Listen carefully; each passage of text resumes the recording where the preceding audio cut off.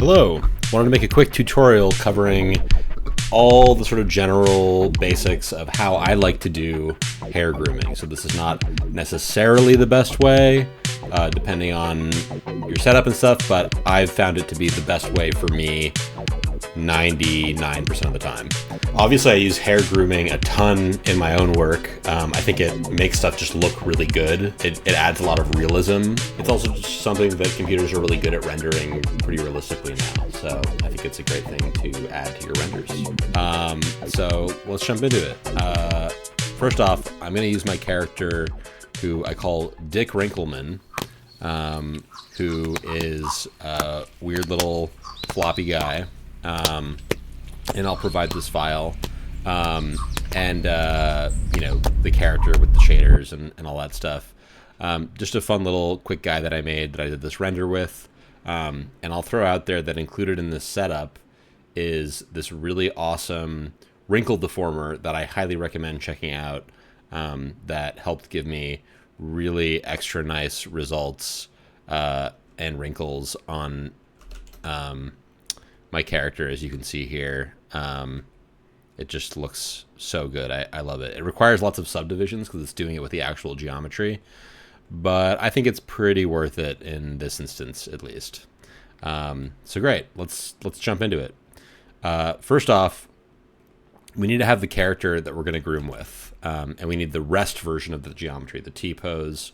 So I'm going to say, let's make a null and call this Dick rest, and let's make another one that's the animation one, and I'll just call this Dick anim right here.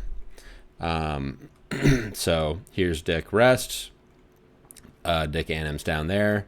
That's the one that we're going to render from also, so I'll set the render flag by control clicking there, but we want this one to work off of for now.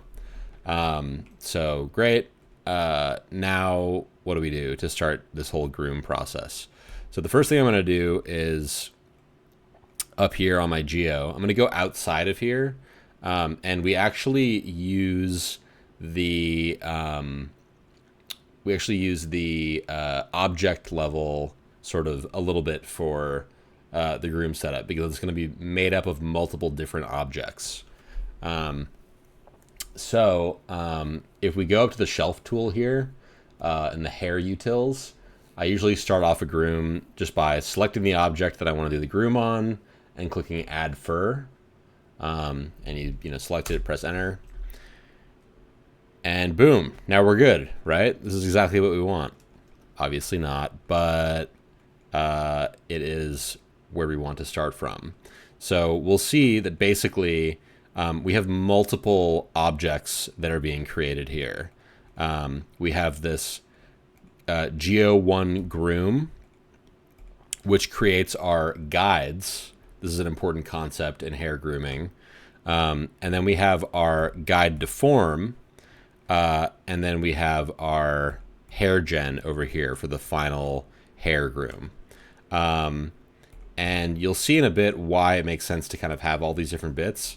But basically, for simulating and stuff like that, if we want to add like a hair sim, you don't want to actually simulate every single individual hair that you have, because that would just be really, really heavy. So usually you use guides, which are a lesser amount of hair, that then sort of deform the final hair that you have for rendering. So that's why we have the guides, and then the guide deform. That's going to deform it based on the animation. And we have to importantly tell the guides to use the input skin sop of the rest. So I'll double click on that.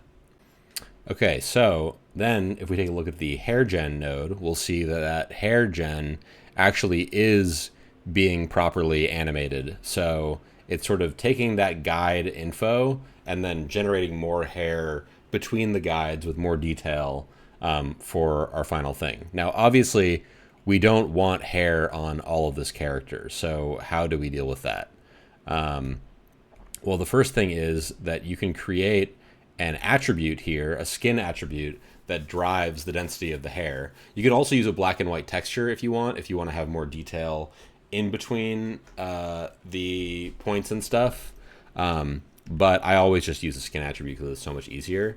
Then there's also this handy little button here that will automatically create a attribute for density and then let you paint it on here. Now, one thing is that we actually are going to want this to be over on the rest and not on the animated version of our geo. So we'll just move it over there.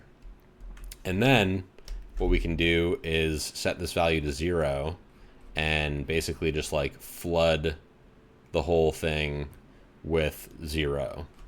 And so now if we come up here, there's not going to be anything for the guides because the density is 0 everywhere.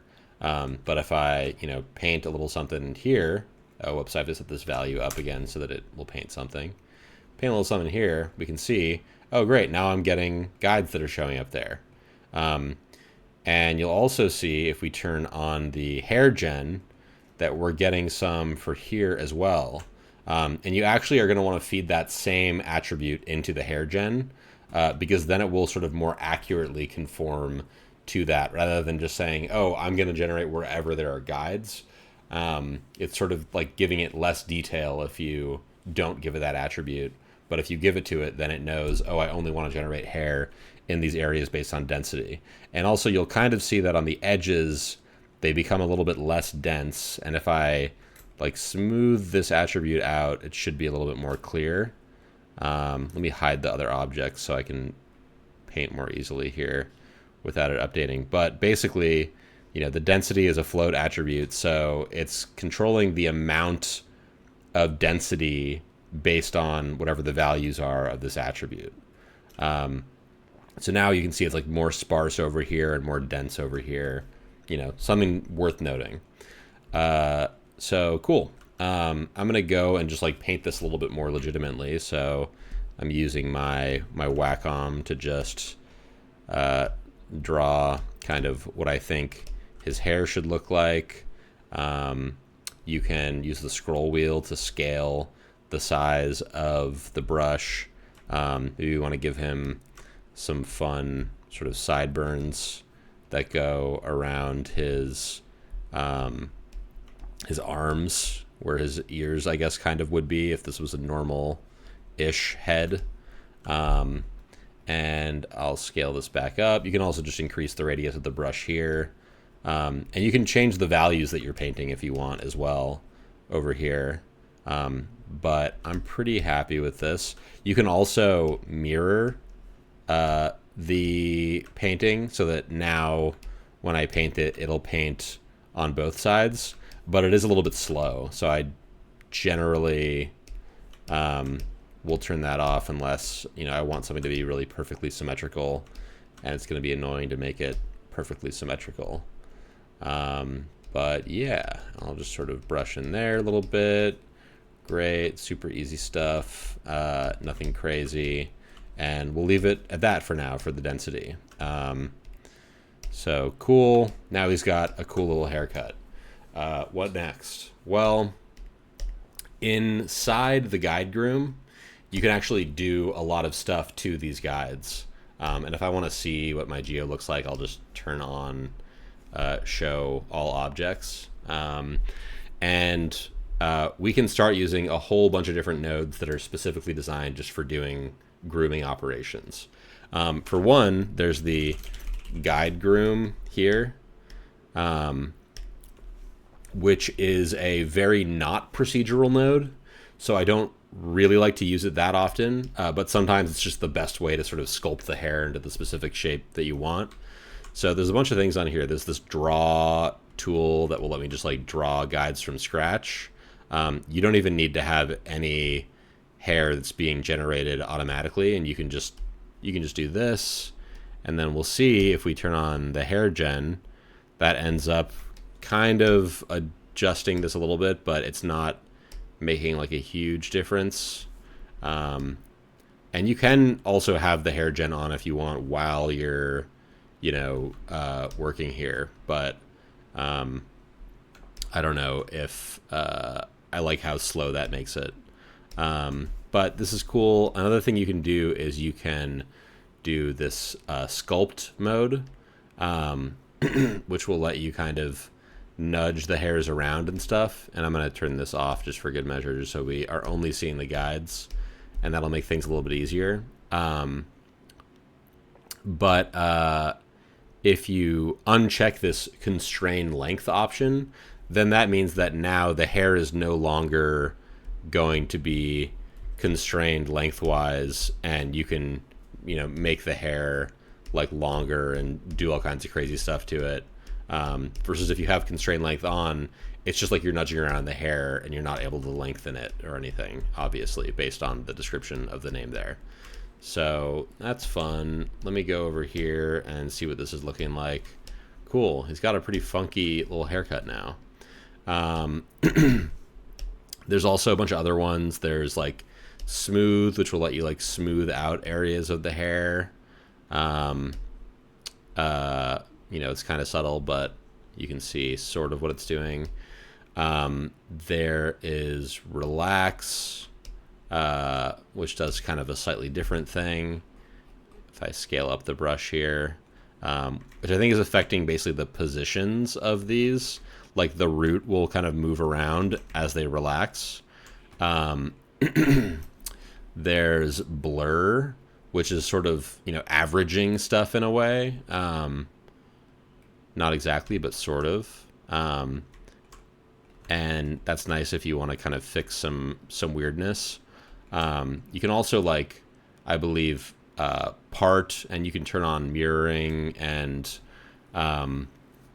do all kinds of other stuff. There's sculpting with physics, which is kind of fun, which gives you a bunch of sort of options over here that you can mess with. And it's going to kind of break my thing immediately. So I'm going to undo that. I'm just going to delete this whole guide room because I actually don't want to use that right now anyway. So I'm going to show you kind of how I would normally go about starting a groom. The first thing I'm going to do is, rather than using the guide groom, is use a, if you type guide, you'll see there's all these awesome guide tools in here. But the most important one is definitely the guide process, of which there's a bunch of different versions, but they're all the same node, basically, just kind of like the vellum constraints. There's a bunch of different versions of, but it's all the same node.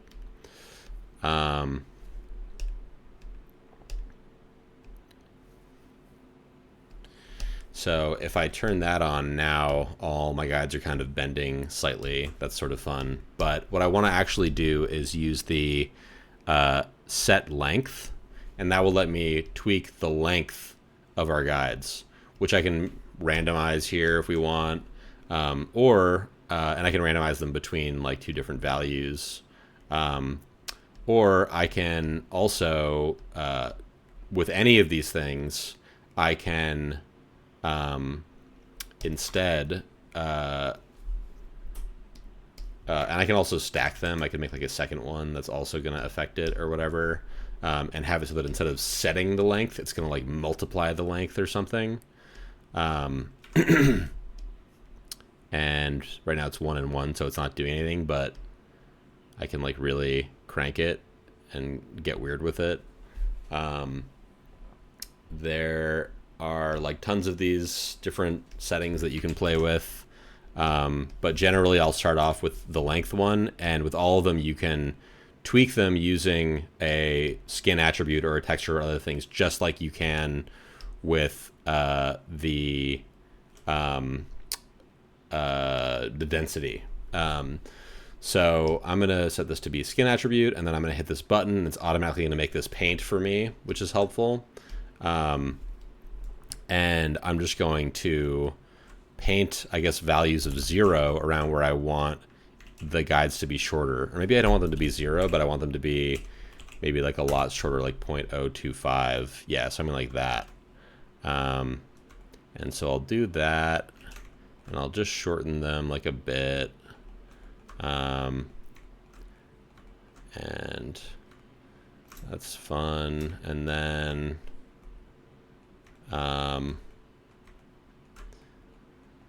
maybe I will smooth this all out. You can do other kinds of operations besides paint over. So I could say, well, I actually want to make all the hair a little bit longer.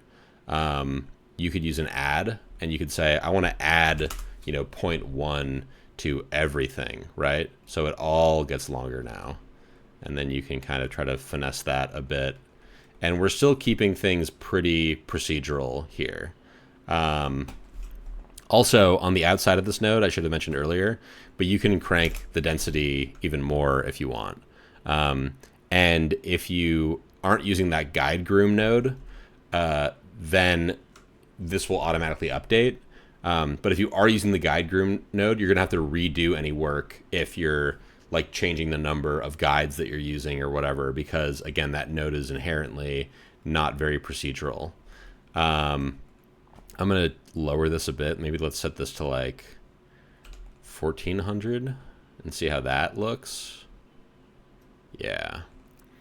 And then we can maybe use like a guide process bend down here. And I can sort of randomly bend all of them. Let's also use another length one, and I'll plug that in between here.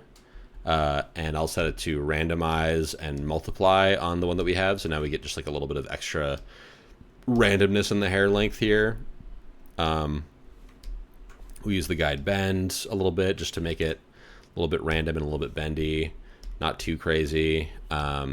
There's a smooth here that we can use and play with a little bit. Maybe we want just like a tiny bit of smooth on here. And maybe we want to give some waviness to it. And if we go into here, you can see we can tweak that sort of X frequency or the X amplitude. So I think that's kind of moving in this direction. Or conversely, we can tweak the Y amplitude, which is sort of moving in this direction. So if you combine them, you can see we get some fun kind of large frizzes. And let's just take a look at the hair that's being generated here for fun. So yeah, this is looking pretty cool, honestly. But it's looking very procedural and not like random enough for me. So I want to tweak it a little bit more. One thing also with the wave, or any of them, is you can go to this masking tab and you can say use a noise mask, and it should be visualizing it for us on this guide groom here. But you can see without it, it's like that, and with it, it's like that. If we bypass it, it just looks like that. So the noise mask is sort of masking areas, or choosing where we want to have like frizziness and stuff, based on like a noise pattern. So if we wanted to crank this even more, or rather, we could maybe increase the gain a bunch and lower the bias. So we can see now if we do this, it's like it's only affecting certain little bits. It's kind of a subtle effect where we're getting some nice kind of extra randomness on here. And this is the point where I'm going to show you something crazy, which is that not only can you do all this stuff in the guide groom, but you can also do these operations to all of the individual hairs in here. So rather than it just having to only interpolate between the guides, you can also add some extra randomness that will make your hair look extra realistic. There's other nodes that I prefer to use in here. Like, for example, there's the frizz, which is going to have more of an impact on like a smaller scale and look even crazier if you're using it on the hair versus on the guides. If I turn on the noise mask now, I don't know why it's not visualizing the mask. Maybe I have to turn off hide other objects, or yeah, I'm not sure what's going on there. But anyway, we can also tweak this and make it so, okay, it's only going to affect certain random little areas a little bit. I also will do like some random length in here as well. And we'll set it to multiply, randomize, maybe 0.8 and 1.1. But yeah, you can do a lot here. This is also the point where over here, like it might be worth considering doing a guide groom to do the final kind of finessing on it, or doing stuff that would be kind of hard to do otherwise. So one thing we could do here is do a guide groom, and then over here I can just say, all right, let's maybe sculpt over here a bit, and we can kind of like maybe part the hair like this, which would be pretty tricky to do otherwise. And again, we could, if we wanted to, sort of like lock the length or whatever, or unlock the length rather, and make it so that I can, sculpt bits out. Or if we wanted to have, extra like random little bits that came off in like different directions, we can add those in here. Or maybe if we wanted like little, short hairs here, this would be like a nice place to add those potentially. Maybe I want to add like a bunch more detail over here on the sideburns and stuff. So yeah, we do that, and then we'll end up with our results, and maybe we're happy with this. We can play through it too to see what it's going to end up looking like. If I go back to the animation and play, and it's going to be a little bit slow, but yeah, this is cool. But one thing worth noting also is that obviously the hair isn't simulated here at all. And so maybe you want to add a little bit of sim to your hair. So the way that you would do that is actually really easy. You literally just create a guide simulate object that you can then stick after the deform and before the hair gen. So if we look at this now and we hit play, this is going to do by default a vellum simulation of the hair. And we should be seeing the hair flopping down and stuff onto our guy now.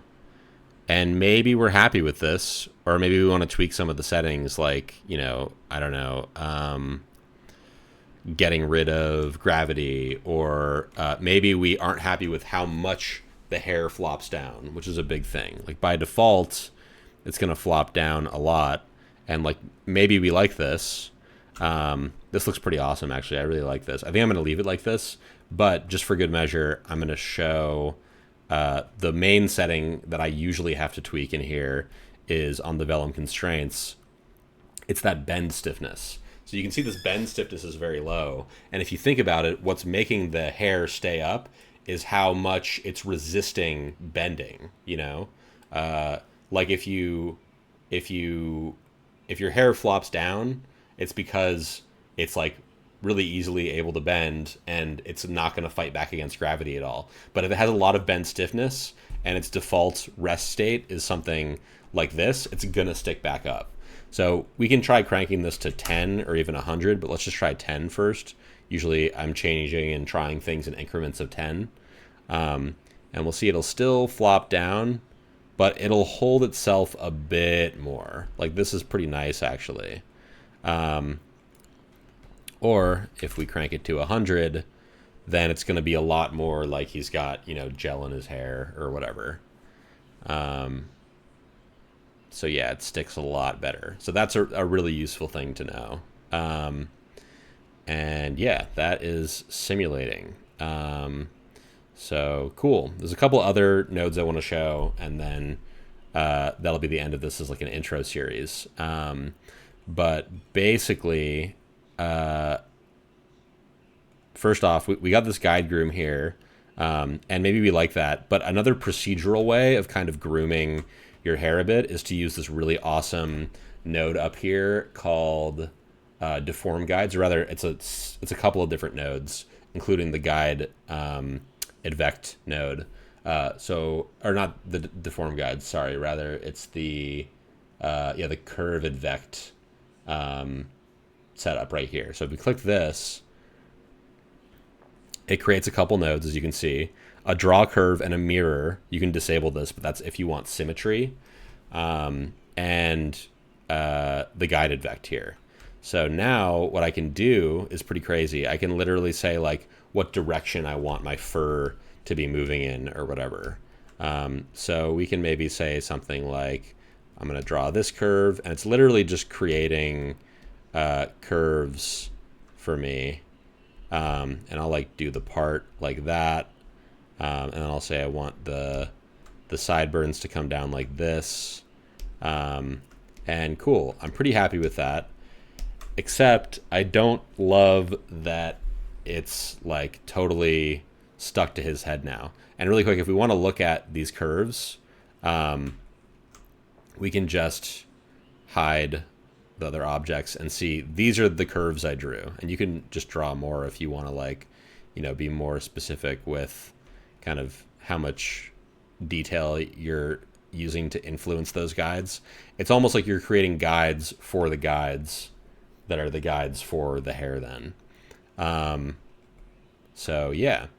So this is basically taking these curves. You can mirror it, again, if you want it to be symmetrical. And then here's our symmetrical weird setup.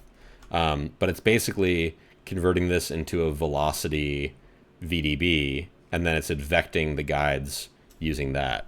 There's a couple different settings you can check on here. There's fill collision field and fill velocity field.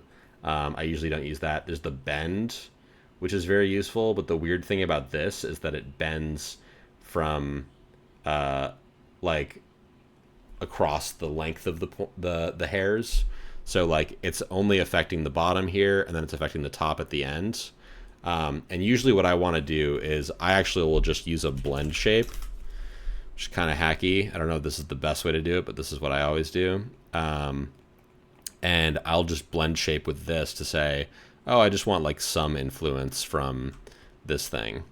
And that's cool. And then we got, a different little hair setup that we can use and tweak stuff with. So this is really good stuff to be aware of. But the last really important thing that I want to cover is one of the things that's going to level up your hair game big time. And I'll go back to this guide groom, and I'll turn it back on just because I liked what I ended up doing here. And maybe we'll still have this guided vect in here, but we'll only have like a little bit of influence of it or something. Yeah, something like that. So cool. I'm going to be happy with this for now. And here's what our hair gen's looking like. And if we go into here, the one other weird node that we have in grooming is the guide clump. Hair clump rather. I'll plug that in over here. And we can see, okay, this is immediately doing some interesting stuff. It's turning these hairs into clumps. And this is like, way more realistic if we look up clumping hair or like a dog fur as a reference or something. We got these different little clumps. And this is really how you can help make the fur feel a lot more realistic, or hair feel a lot more realistic. Like in any person's hair, you get clumps. When people are, drawing like 2D characters' hair, usually they're just drawing kind of like clumps of hair, like so. And you could say like, each of these is a different clump or whatever. But this is not what we want this to look like. And if we go down to the the hair gen, we'll see, yeah, this looks insane. But kind of cool. I mean, maybe this is actually what you want. I mean, I don't think this looks horrible necessarily, although I don't like all the bald patches in here. So let's go back into the groom here, and I'll turn this back on.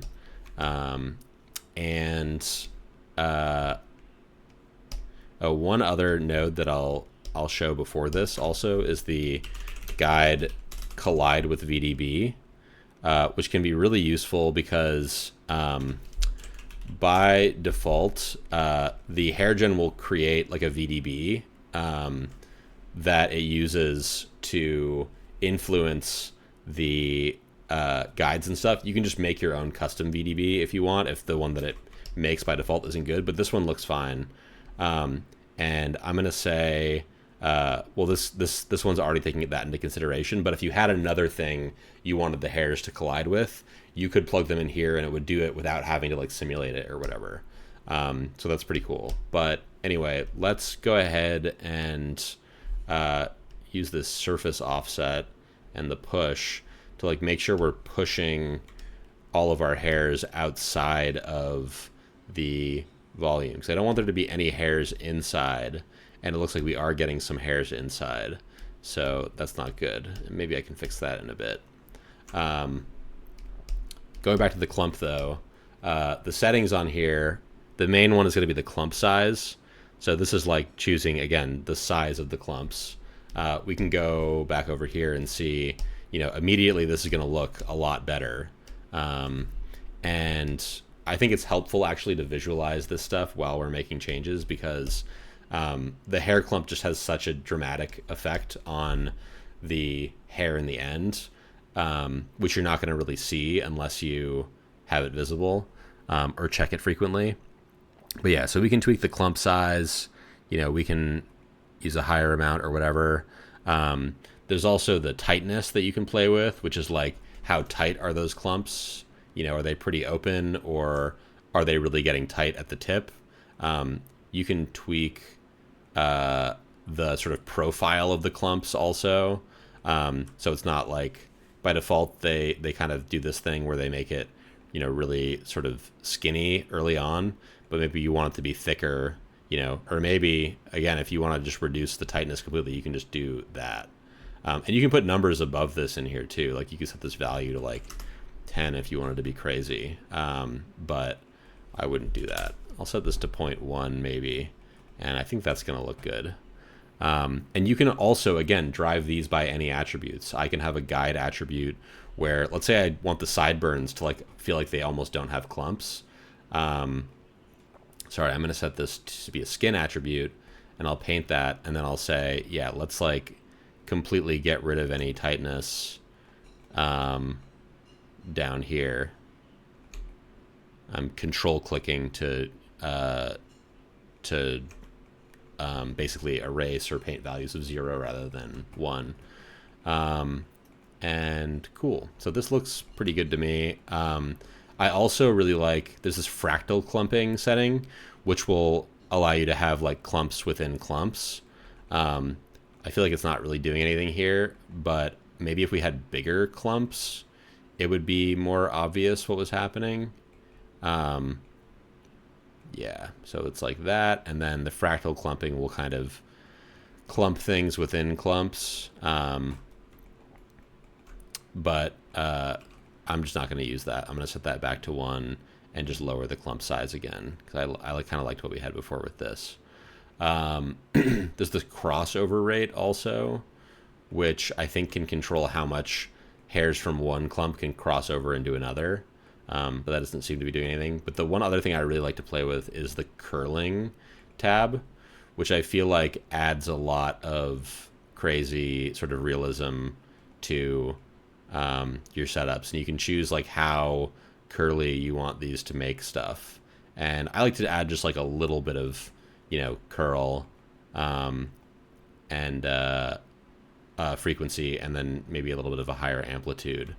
And nice. Now I think this is pretty good. Like I'm pretty happy generally with how this looks. It's totally up to you. You don't have to use the clumping. Like, if you like this kind of look. But if you want sort of a less uniform hair, then I think this is a really good way to do it, and I think it can tend to look really nice.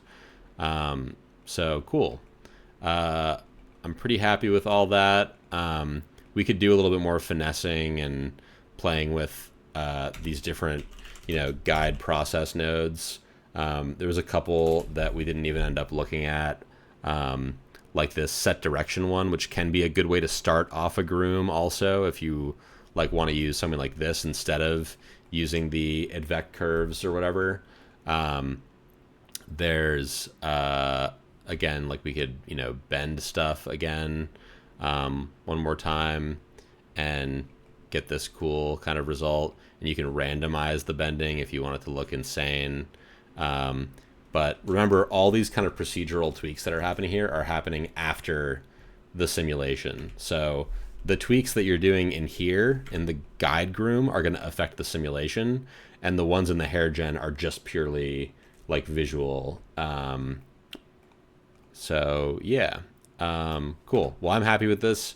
I'm gonna sim this, and then we'll talk about rendering. And I should point out, to simulate it, if you want to cache it, there's some nice caching settings right over here on the caching tab. You can just say save to disk and cache it like you would anything else.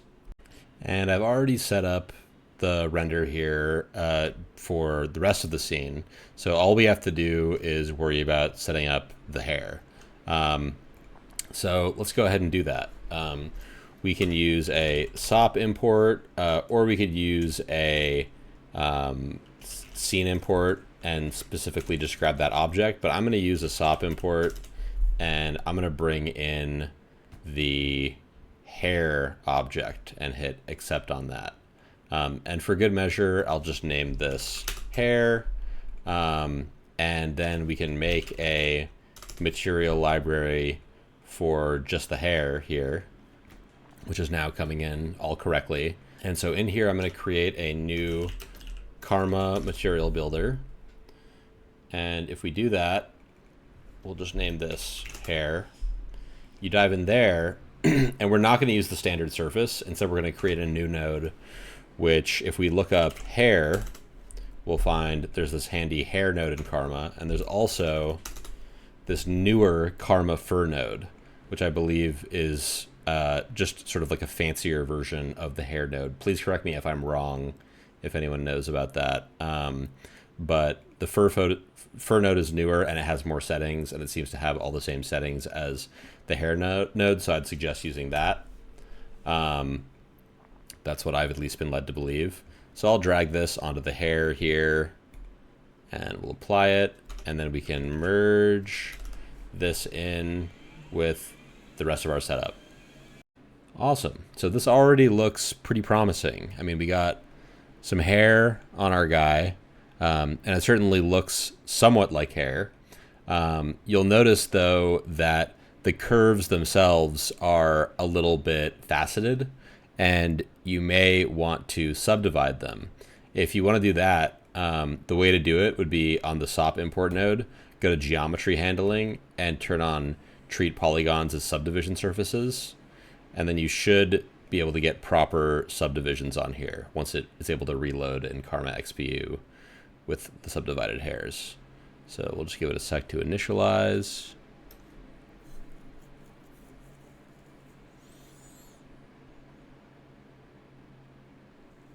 There we go. Now it's looking much smoother. But this hair looks very, very dry by default. So let's check out these settings that we have on the fur shader. First off, we have the color settings, and we have this melanin setting. If you turn this down to 0, you'll see that our hair basically becomes white. And if you turn it up to 1, you'll see our hair becomes pretty black. And then in between, it becomes kind of like other, pretty standard, realistic looking hair colors from blonde to brunette and such. You can also randomize the melanin per hair. So if we turn this down to 0, or we turn it up to 1, rather, you'll see now we can like completely randomize the melanin for every hair. There's also this melanin redness setting, which is sort of a separate thing that controls how much redness is in the melanin. So here's with 0, and then here's full redness. It can definitely look nice to have a bit of that. There's also this thickness, which is affecting the color of the hair as well. And this is all kind of different ways of tweaking sort of the lightness or darkness of the hair.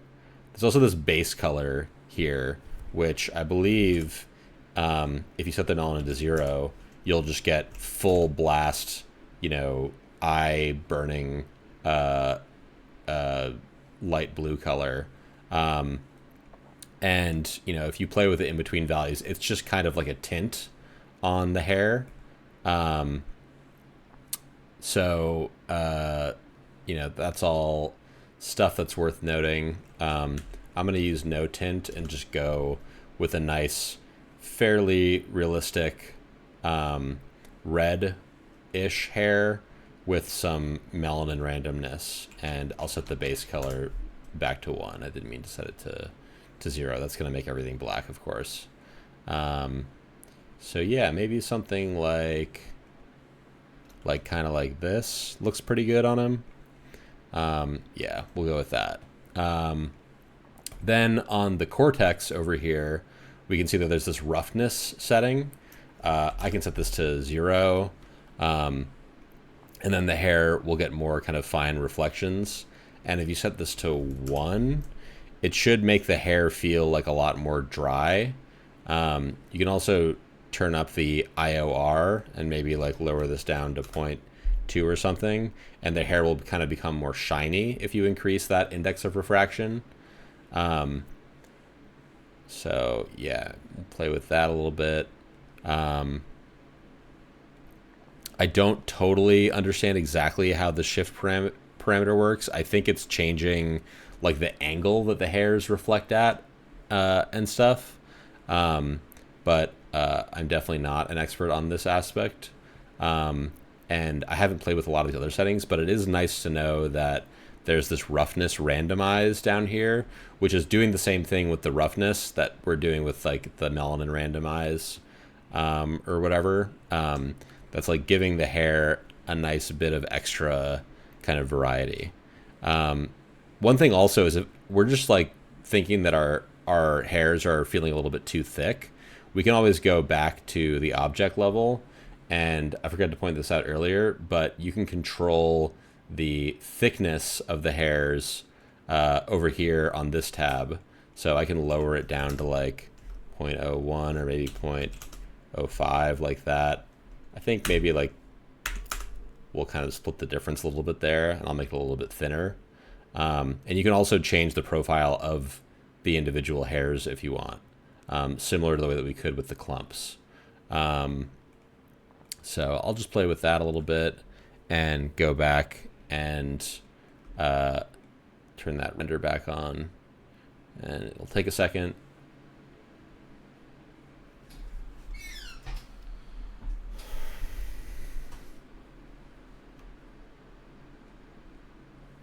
I think the thickness of your hair ultimately should really depend on kind of like how far away or how close you are to the hair from the camera. So if you're, really far away, you can usually get away with more density, or less density rather, and thicker hair. So if I go back over here and, I want to change the density on here, I can lower it down, we'll do like 10x less. So it's a lot less dense now. And we can crank up the thickness maybe to like, I don't know. And this might be good, for like a wide shot. Especially if you had like a crowd of these guys, and you didn't want to have to put as much work into the hair. Like this is going to look pretty good from this far away. But up close, it's going to suffer a lot more, and it's going to start to feel, a lot less realistic on the whole. So, you want to find a good way to kind of balance this out. It's really tempting to just crank the amount of hair that you use. But I would definitely say try to find a good balance and to not, use too much hair. Drop that guy back in there, and maybe we'll say, let's drop that thickness down to 0.15. I feel like something like that will feel nice. And yeah, from here, I feel like this looks pretty good. I want to set the depth of field, so I'm going to select the camera, do Control F maybe, and set the focus on this part, and then I'll give it some f-stop. Oh, I think we need to set this number much higher for some reason. Something's kind of wonky there. Probably has something to do with, yeah, my focal length is ridiculously high. If you make a new camera, sometimes this happens in LOPs, but you'll see, yeah, my settings are all out of whack. So I'm going to just go ahead and tweak this to be like roughly the same. We'll set this to 30 or so. And now if I have that same focus plane, my f-stop will act a lot more realistically. I could try setting this to 0.25 maybe. Yeah. And if we maybe go like do a close-up like this, I can pull the focus over here and we can see how nice this hair ends up looking with some depth of field. It's like pretty sweet details that you're getting there. And I think, definitely adds a little bit of an extra level of realism. So yeah, and then going back onto the hair settings over here, there's all these settings with the medulla. I honestly need to look this stuff up because I don't totally understand it, but I feel like it is affecting kind of like the roughness and the wetness feeling of the hair. We can see here, so the medulla allows for a fluffy and diffusive look with controlled backscattering and rim effects. Just like any shader, all this stuff is just controlling kind of how light gets scattered within the hair. So if we have the medulla radius set to 0, you're going to get like really harsh hairs. And if you set it to 1, you might get like slightly more kind of like almost subsurface scattering-y feel is what I'm getting from that. I think maybe we want to set the phase to something like, let's try 0.6 based on what it's saying here. And then the diffuse controls are usually ones that you don't want to mess with, that are designed for kind of like faking looks or getting like cheaper renders. But if you wanted to turn it up, you could see like if we just use diffuse hair, you'll get some stuff that looks kind of like this. It's going to be a lot less physically accurate, but that's something to take note of. This coat on here is acting interestingly too, where it seems to be like getting rid of reflectiveness. I'm not totally understanding that. But yeah, definitely take a look at these settings. I generally will just sort of like play with them and tweak them until they're giving me a result that I'm fairly happy with. Trial and error type thing. But yeah, I like this kind of nice wet feeling hair that we have here. You can also try using the Karma hair node instead if we want, which I think I'm a little bit more comfortable using in general. It's a little bit simpler, and so maybe that's going to be better for us. And like right out of the gate, this hair actually looks really nice. So I'm a fan of that. And it's got, again, a lot of the same settings here. There's this coat that we can crank up if we want. I'm going to move off of the camera just so we don't have any depth of field again. And maybe we can go a little bit closer. But I feel like this hair is scattering a lot more by default. I'll set this back to 0. I feel like having a blend of this in there is nice. And then if I crank up that roughness, it makes it feel really dry. If I lower it, it makes it feel maybe not wet, but if I use like slightly less low, I think that's going to look like that hair is like pretty wet and pretty shiny. So find a nice balance in there for you, and also like randomize it a little bit. It doesn't hurt to have a little bit of variation in there. Stacking that in is always nice. And yeah, again, the same melanin controls that we have on the other shader that we already looked at. It's got the redness as well. You know, let's crank that. Let's make the hair nice and red. I think doing this kind of lighter, blonder hair is actually fitting him pretty well. And we can do a melanin randomize too. And that could maybe help give you like sort of more of like a salt and peppery kind of facial hair or beard or something. And we can tweak the thickness, play with that. I'm going to just randomize it a tiny bit. And I'm not going to go super thick. I want the hair to be, I think, fairly dirty blondish.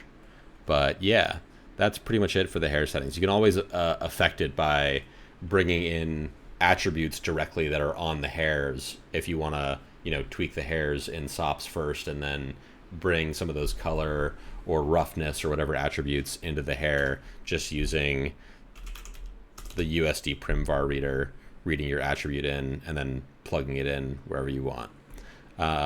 So yeah, I don't usually do that though, because I'm usually just looking for like some normal hair, but it can be useful if you have like spots on, you know, a leopard type character or something like that. It can be really handy. So yeah, that's pretty much it. I'm gonna set this up to render and see how this looks, but I hope this was a good kind of intro to grooming and hair and stuff. You know, this is most of all the stuff that I sort of mess with every time I'm doing a groom, but there's lots of other good resources for this stuff. So give some of that stuff a look and try things out and see how you like it. And yeah, thank you so much for checking out this tutorial. Have a great night.